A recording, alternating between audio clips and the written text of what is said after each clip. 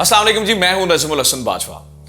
Viewers, आज मेरा thumbnail पढ़ के शायद बहुत से लोग सोच रहे होंगे कि यार ये कैसे मुमकिन है कि एक यूरोपीय मुल्क ने दूसरे मुल्क पर हमला कर दिया हो, या ये कैसे मुमकिन है कि ये यूरोपियंस बजाते खुद ही आपस में एक दूसरे के साथ लड़ पड़े हों, या ये कैसे मुमकिन है कि सलीबियों ने, यानी कि मैं यहाँ पर ये लफ्ज़ इस्तेमाल नहीं करना चाह रहा था, लेकिन चूंकि ऐसा हो रहा है तो मेरी मजबूरी है ये लफ्ज़ इस्तेमाल करना, कि कुछ ईसाई स्टेट्स ने कुछ यहूदी इबादत गाहों को टारगेट करके वहां पे यहूदियों को मारना शुरू कर दिया हो। तो यस, दिस इज पॉसिबल, ये मुमकिन है, इसमें एग्जैजुरेशन नहीं है। कैसे, ये मैं आपको बताता हूं। पहले आप खबर सुने, फिर मैं आपको ये इसकी अंदर की बात बताता हूं कि एक्चुअली कितनी बड़ी साजिश हो रही है मुसलमानों के खिलाफ। पाकिस्तान को, तुर्की को, बिलखुसूस उन मुस्लिम ममालिक को फंसाने की कोशिश की जा रही है जो एक्चुअली मुस्लिम उम्मा के लिए स्टैंड करते हैं, या जिन्होंने खाकों वाली बात पर स्टैंड किया था। पहले खबर सुने, फिर मैं आपको बताता हूं हुआ क्या है। तो जनाबे वाला होता यह है कि वियना, यानी कि ये ऑस्ट्रिया का दारुल हुकूमत है, यहां पर एक यहूदी करीब अटैक किया जाता है। 10 बंदे जो हैं ये तकरीबन इस इबादतगाह, यहूदी इबादतगाह के करीब ये तकरीबन 10 बंदे जो है वो घात लगा कर हमला करते हैं। यहाँ पर काफ़ी सारे लोगों को जख्मी किया जाता है। चूंकि अभी तादाद बड़ी है तो मैं एग्जैक्टली कोट नहीं करता, लेकिन कुछ लोगों को जो है वो मार भी दिया जाता है। एग्जैक्टली आफ्टर फ्यू मिनट्स, इसके फौरन बाद खबर आ जाती है और इसे बीबीसी छापता है। वो ये कहता है जी, Vienna shooting, Austria hunt suspects after Islamist terror attack.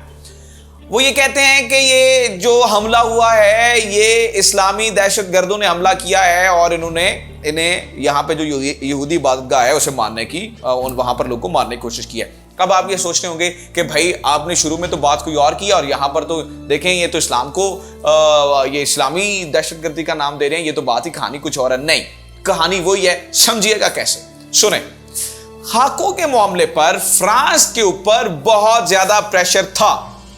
जब मुस्लिम ममालिक ने बायकॉट कर दिया फ्रांस का, $100 बिलियन का झटका लगा फ्रांस को।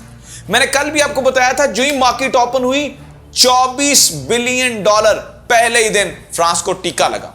उसके बाद अब फ्रांस पे प्रेशर आना शुरू हो गया, बहुत ज्यादा। यूएनओ की झेली तंजीमों ने प्रेशर डालना शुरू कर दिया था कि आप फ्रीडम ऑफ एक्सप्रेशन के नाम पर, आप फ्रीडम ऑफ एक्सप्रेशन के आड़ में कैसे किसी भी मजहब के अहम तरीन शख्सियत यानी कि नबी सल्लल्लाहु अलैहि वसल्लम की जात को निशाना बना सकते हैं।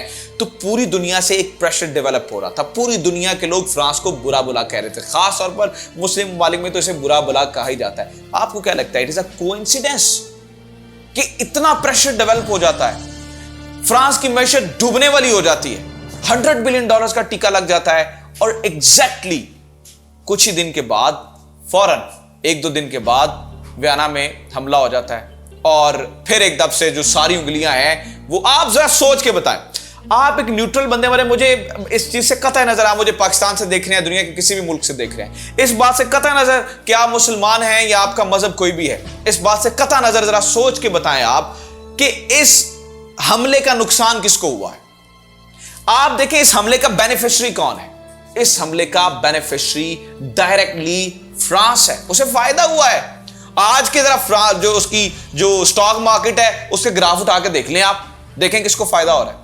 फ्रांस की जो मैशत डूब रही थी, जो बायकॉट किया हुआ था मुस्लिम ममालिक ने, एक बार फिर से दुनिया की नजरें जो है वो अब उन्हीं जो है वो उसी तरह से वो देखना शुरू हो गए। और भाई ये तो मुसलमान तो होते ही दहशतगर्द है, फलाना ढिमकाना, जो भी जो दुनिया कहती रहती है, वो दोबारा से मामला शुरू हो गया है। तो इसका डायरेक्टली बेनिफिशियरी फ्रांस है। और मैं आपको ये बता दूं, वो कहते हैं एक मिसाल है कि जब बिल्ली के पांव जलने लगते हैं ना तो अपने बच्चों को नीचे रख लेती है। तो ये बात आप जरा जो ज़हन से निकाल दें। फ्रांस को जब मसला बना तो ये दुनिया में वाज़ेह बात है, आप प्रॉक्सी वॉर्स लड़ते हैं, आप दूसरे मुल्कों को नुकसान पहुंचाते हैं अपने फायदे के लिए। तो इस बात के कभी इम्कान है, मैं आज आपको कह रहा हूं, ये बात मेरी लिख लीजिए कि ये जो वियना हमला है इसकी कड़ियां फ्रांस से मिलती हैं, क्योंकि इसका डायरेक्टली बेनिफिशियरी फ्रांस है। इसका फायदा फ्रांस को हुआ है, इसका नुकसान मुसलमानों को हुआ है। और मैं तंजीमों का नाम नहीं लूंगा, मुझे पता है फिर वो यूट्यूब माइंड कर जाती है और फिर वीडियो को जो है वो हमारे मसले मसाइल कर देती है। मैं इस चीज़ को ज़रा छोड़ देता हूँ, नाम नहीं लेता हूँ। आपको तंजीमों का मुझसे ज़्यादा अच्छे तरीके से पता होगा, उन तंजीमों का नाम लिए बगैर बताता हूँ क्या ये यूरोपियन ने ये दहशतगर्द तंजीमें नहीं बनाई हैं? क्या वो बड़ी बड़ी तंजीमें जिनके वो बड़े बड़े खलीफे जो हैं वो बाद में हमें पता चला था कि वो तो यूरोपियन कंट्रीज में ट्रेनिंग लेते हैं, तो इजराइल में ट्रेनिंग लेते रहे हैं। तो भाई इनका तो काम है ये ट्रेन करना। 10 बंदे खड़े कर दें और वो कुछ भी कह दें कि जी हमारा ताल्लुक, हमारा मजहब फलाना फलाना है, तो वो आप क्या मान लेंगे? मैं ये कहता हूं ओवरऑल देखें तो मुसलमानों को नुकसान हुआ है इसका डायरेक्टली जो है वो फिर ये कहा जा सकता है कि ये हमला, अब इन नटशेल में बात कर रहा हूं, ये हमला फ्रांस की जानिब से ऑस्ट्रिया में कराया गया ताकि इसका फायदा फ्रांस की मईशत को पहुंचे। यहूदियों को डायरेक्टली पर्टिकुलरली चूज करके क्यों हमलों का निशाना बनाया जा रहा है? क्यों यहूदी मारे जा रहे हैं यूरोप में? क्योंकि यहूदियों को लेकर ना यूरोप बड़ा सेंसिटिव है। वैसे भी यहूदी लॉबी पूरी दुनिया में स्ट्रांग है, खासतौर पे वो अमेरिका में हो या कहीं भी हो, यहूदी लॉबी बहुत स्ट्रांग है। और यहूदियों के सबसे बड़े मुखालिफ कौन है? समझा जाता है मुसलमान है। तो जब यहूदियों पर जो है वो हमले किए जाएंगे तो बताएं सबसे पहले उंगली किसकी तरफ उठेगी? मुसलमानों की तरफ उठेगी। And they are very clever, they are very very very clever. उन्हें पता है कहां पे हिट करके किस तरफ जो है। और इसके बाद देखें ये शुफकना और जो एक है वेबसाइट वो खबर छाप रही है, और कल इसके बारे में मैंने आपको बताया था, बीबीसी ने भी लिखा था कि फ्रांस में मुस्लिम आबादी दबाव का शिकार है। वो परेशान हो गए हैं कि अब जो है वो हम अपने, क्योंकि हमारे मजहब को कंट्रोल किया जा रहा है, तो अल्टीमेटली नुकसान मुसलमानों का हो रहा है। और ये ऐसी देखें, ये भी अल्लाह ताला का मैं ऐसे अजाब ही कहूंगा कि आपने अपने ही मजहब वालों को, अपने ही लोगों को खुद मारना शुरू कर दिया है। क्यों? क्योंकि आप अब उस प्रेशर से निकलना चाह रहे हैं, तो इसलिए कहते हैं पुट्ठे पंगे लेने ही नहीं चाहिए। खैर ये बात है एक अलग। अगली बात सुने जरा। अब आते हैं जरा इंटरेस्टिंग पॉइंट की तरफ। ये हमारे ब्रादर ममालिक सऊदी अरब और अमारात, हमारे दिलो जान से प्यारे मुल्क, हमें भाइयों जैसे प्यारे मुल्क, तो सुने क्या होता है। ये जो ही मामला हुआ ना, फ्रांस में हमले शुरू हुए, पहले ये वियना से पहले के हमले, तो हुजूरे वाला हुआ ये है कि मोहम्मद बिन ज़ैद अल नहयान जो हैं उन्होंने मैक्रोन को फ़ोन किया है और फ़ोन करके उन्होंने कंडेम किया है इस हमलों को। अब बड़ी देखिए, मैं कहता हूं अजीब मुनाफकत है कि आप वहां पर होने वाले हमलों के बारे में तो अपनी जो है वो सारी नेक ख्वाहिशात का इजहार कर रहे हैं, लेकिन जब आपसे सल्लम की जात के ऊपर कोई लफ्ज आता है तब आपके दिल को हाथ नहीं पड़ता। मतलब आप इतने पैसे कमाते हैं मुसलमानों से, मैंने कल भी बताया था, कल फिर मुझे लोगों ने और भी फैक्शन फिगर कोट किए, कुल मिला के $12 बिलियन, $25 बिलियन आप कमाते हैं हर साल हमसे, ये हज और उम्रे की सूरत में। ये अमारात क्या है? ये सऊदिया के उंगलियों पे नाचने वाला एक मुल्क है ना, ठीक है। और सऊदिया ने क्या किया? उनके फॉरेन मिनिस्टर आए, मजम्मत की, निकल के बायकॉट का ऐलान नहीं किया। पूरी दुनिया में मुसलमानों ने फ्रेंच प्रोडक्ट्स का बायकॉट का ऐलान किया है, सिवाय सऊदी अरब के, सिवाय अमारात के। पूरी दुनिया में मुसलमानों ने जलसे जुलूस निकाले हैं मैक्रोन के खिलाफ और फ्रांस के खिलाफ, सिवाय सऊदी अरब के और सिवाय अमारात के। Why? My question is this, why? क्योंकि ये जो मुसलमान है ना, हम खास तौर पर ये बड़े सगीर वाले मुसलमान ना बड़े इमोशनल मुसलमान है। आप शायद मेरी वीडियो में भी देख रहे हो कि मैं खास तौर पे पर्टिकुलरली इस पॉइंट पे आके बड़ा इमोशनल हो जाता हूं। बट ये जो मुसलमान है ना, ये बड़े कमर्शियल मुसलमान है। ये फायदा देखते हैं, ये बिजनेस देखते हैं, ये रुपया देखते हैं, ये रियाल देखते हैं, ये डॉलर्स देखते हैं। इनके लिए सबसे बड़ा दीन मजहब माजरत के साथ डॉलर है, रुपया है, रियाल है। इन्हें जब पाकिस्तानियों की जरूरत होती है डिफेंस के मामलात में, ये हमें सबसे बड़ा भाई बना लेते हैं, बाद में हमें पांव की जूती बना लेते हैं। बहरहाल, तो अब आप ये समझिए ओवरऑल ये पूरी साजिश की जा रही है खास तौर पर उन ममालिक के खिलाफ जो कि इन गुस्ताखाना खाकों के खिलाफ खुलकर बोले हैं, जिनमें 2 बड़े नाम हैं, और वो है पाकिस्तान, टर्की। उर्दगान से तो वैसे ही मसला है फ्रांस को।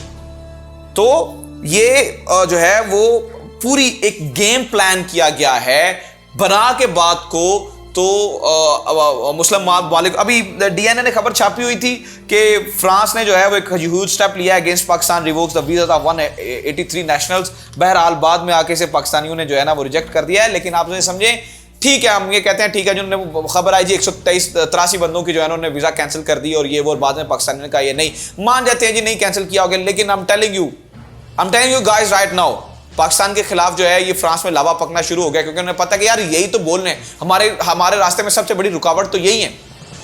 तो देखें, दुनिया में घुटनों पे ले आई गया पूरी मुस्लिम उम्मा मैक्रोन को, लेकिन सपोर्ट करने वाले कौन कौन है? सपोर्ट करने वाले उसकी सपोर्ट में है अमारात और उसकी सपोर्ट में है सऊदी अरेबिया, जबकि मुसलमानों को इस वक्त लीड कर रहे हैं तुर्की और पाकिस्तान। तो कल को जब आप फैसला करें किसी भी बारे में, तो मैं ये कहता हूं कि हमें अपने लीडर्स जो है ना वो बड़े गौर से ध्यान से चूज करने चाहिए, देखना चाहिए। और मुस्लिम उम्मा को इस वक्त पाकिस्तान और तुर्की जैसे ही मुल्कों की जरूरत है। बेशक मुझे पता है आप इस बात पर क्रिटिसिज्म करें, but actually this is the reality. और यही जो है वो हकीकत है कि पाकिस्तान और तुर्की जो है वो इस वक्त मुस्लिम उम्मा को लीड कर रहे हैं। और फ्रांस जैसे मुल्कों का मेरे ख्याल से अगर हमारी मैशत स्ट्रांग हो तो हम ही मुकाबला कर सकते हैं। अदरवाइज ये जिनके पास बड़े रियाल है ना, इनके सीने में जिगर नहीं है, इनको सिर्फ पैसा प्यारा है, रियाल प्यारे हैं, डॉलर प्यारे हैं। बहरहाल आज की वीडियो अगर आपको पसंद आई है तो इसे दोस्तों के साथ जरूर शेयर करें। अगर आपको लगता है कि इसमें इंफॉर्मेशन है तो पास ऑन करें इंफॉर्मेशन को। आपका फीडबैक बहुत इंपॉर्टेंट होता है मेरे लिए। नीचे कमेंट बॉक्स में जाएं, अपनी राय जरूर दें।